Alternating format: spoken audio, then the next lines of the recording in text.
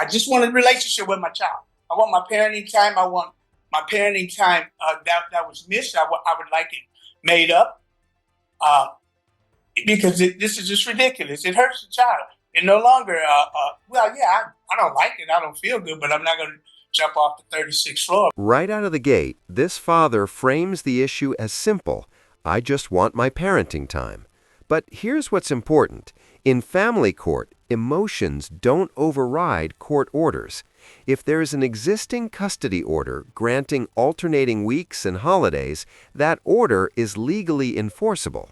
So the real question becomes, is he being denied time in violation of a standing order? And if so, why?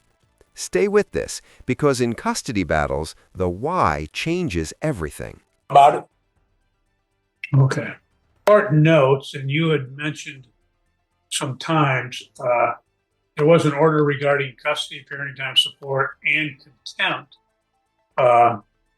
in which the court awarded through the referee at that time. There was a referee hearing in September and October of 2024. The order having been entered on October 22nd, 2024, which awarded you joint legal custody, physical custody, and physical custody. And it provided for parenting time in alternating weeks and alternating holidays. Okay, pause. This is critical. The judge just confirmed there's a formal custody order from October 22nd, 2024, granting joint legal and physical custody. That means both parents have equal legal rights unless the order is modified. And here's the twist. She was already held in contempt once in January 2025 for denying parenting time. Contempt is serious. It means the court already found a violation. So now we're looking at alleged repeat denials. That's not just disagreement. That could mean escalating legal consequences. Do you think the court is running out of patience? Holidays. And there was another referee order, as I said, on January 23rd, 2025, which held her in contempt for denial for those particular months. And you're saying that since, because if the last one under the January order would have been sometime in December, so you're saying in basically January and February as well, you've been denied parenting time? Not only that, but I'm also saying I have been denied parenting time, period. I haven't received 1 minute of parenting time since we've been separated. Well, let's focus with me. Okay. I'm asking you January and February Yes. this year. Yes. Okay. And I would assume anything in March. Nothing. Okay. Thank you. Well, Ms. Adams, do you have any questions of Mr. Hillier? I have so many questions, but they that can't be addressed here today. Okay. I mean, but yes, I have a lot of questions. Well, this is your time. If you have any questions concerning the denials, this is the time to ask them. I mean, Your Honor. Okay, I'm going to let you have a chance to testify in a moment. I'm just asking, do you have any questions? Notice how the judge keeps narrowing the focus. This is textbook courtroom control. When emotions rise, judges bring it back to timeline and facts. January, February, March. That precision matters because custody enforcement cases are fact-driven. Broad accusations don't win. Documented dates do.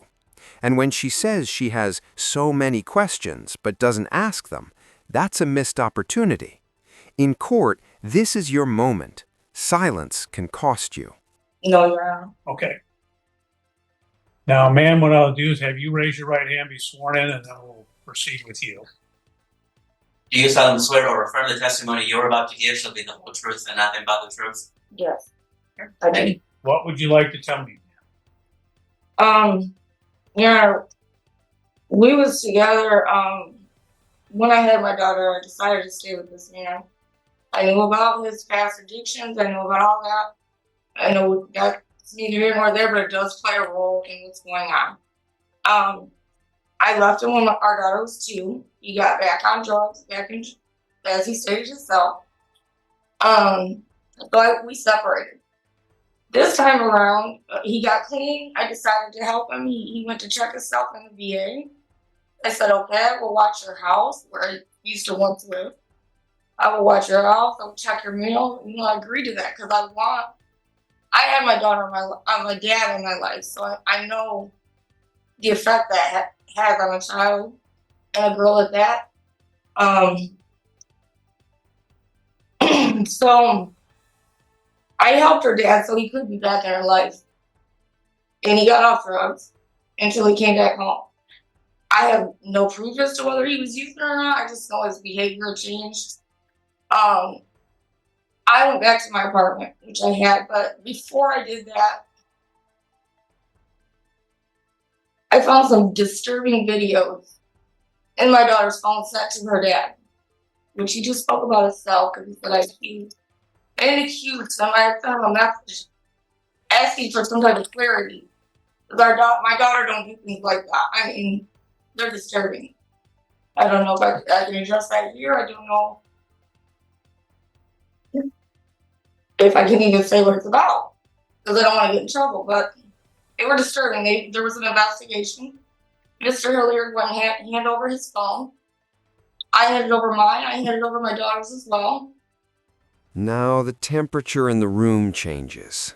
Disturbing videos, police involvement, CPS investigation. This is where things get heavy. Allegations involving a child immediately shift the stakes from custody disputes to child safety concerns. But here's the legal pivot. Both police and CPS investigated, and the cases were closed without substantiation. In family court, unsubstantiated allegations cannot override a standing custody order. Suspicion alone doesn't suspend parenting rights. So now the judge is balancing two The investigation was closed. I have no clarity on that situation, but that's all the parenting time. Stop. Who did the investigation? The Battle Creek State Police. Emmett came first because where I live in my apartment, not his. Okay, so Battle Creek City Police? Yes, sir. Okay. And you said, and then you said Emmett did an investigation or not? Well, no, Emmett came because technically I'm on the cusp of like downtown, and I'm on Keenan. So I know you're familiar with your factor. So it's like Emmett came first, but then the Battle Creek Police and everybody came on Mother's Day. That's Okay. that. Okay. Doesn't matter when they came. I know. So Emmett Township, because you were there, did they do an investigation? No, the Battle Creek Police Department did. Okay. And I think he said that CPS had investigated Yes, as well. Did CPS do an investigation? yes, sir. Okay. And I think because we haven't heard anything that city police and CPS didn't find anything, did not substantiate. Is that correct? Yes, sir. Okay. And I understand why you may have some issues when if these things come up. It's justifiable that you're concerned, but if you want to change a court order, you have to come into court to do it. You can't do it unilaterally on your own. Okay? Because that order still stands. This may be the most important legal statement in the entire hearing. You can't change a court order unilaterally. That's the cornerstone of family law enforcement. Even if you believe you're acting in your child's best interest, you must go back to court to modify the order. Taking matters into your own hands, even with good intentions, can land you in contempt again. And repeat contempt can mean fines, make up parenting time, or even custody changes. Until it's changed. What else would you like to tell me? That's it, Your Honor. Okay. Then tell me, because clearly the referee had previously held you in contempt for denial of parenting time for, again, periods of time through September through December. And now there's the denial as it relates to January, February, March.